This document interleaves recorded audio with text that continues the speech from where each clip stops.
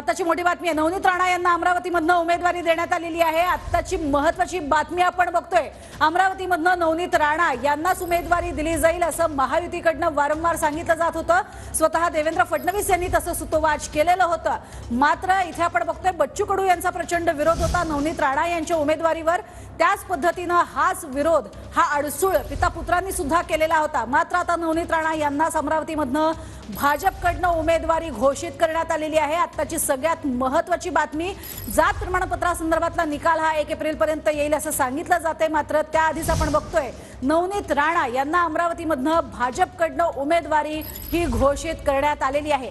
भाजपची महाराष्ट्रातली तिसरी यादी जाहीर झालेली आहे आणि या यादीमध्ये नवनीत राणा यांना अमरावतीमधनं भाजपकडनं उमेदवारी देण्यात आलेली आहे। आताची सगळ्यात महत्त्वाची बातमी आपण बघतोय, 2019 रोजी नवनीत राणा या अपक्ष लढल्या होत्या। मात्र त्यांना राष्ट्रवादी काँग्रेसचा पाठिंबा होता, त्या पाठिंबावरती त्या निवडूनही आल्या होत्या, जिंकूनही आल्या होत्या।